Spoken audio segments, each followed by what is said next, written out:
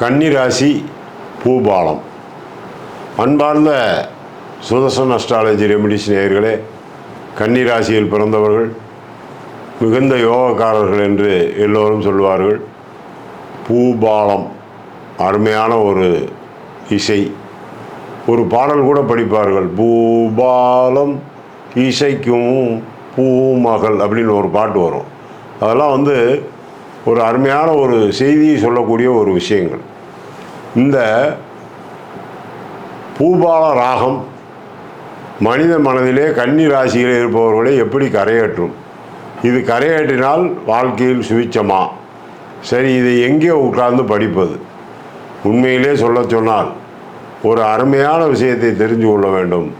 மனதில் லயித்து சுகித்து படிக்கக்கூடிய ஒரு கிரகம் கன்னிராசியிலே புதனுடைய வீடு. இந்த கன்னிராசியில் புதன் ஆட்சி உச்சமாக வருகின்றார். அப்படி வரும்போது அவரை நாம் நன்றாக கவனித்து பார்க்க வேண்டும். எல்லா கிரகங்களும் வலிமை இழந்து இருந்தாலும் இந்த பூபால ராகம் ஒரு தெம்பை ஊட்டுகின்றது.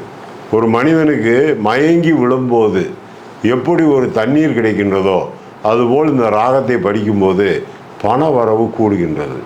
சுருதி, லயம், தாளம் என்று பிரித்து கொண்டாலும் இந்த கன்னிராசியில் இருப்பவர்கள் பெரும்பகுதி விவாகமாகாத குழந்தைகள்.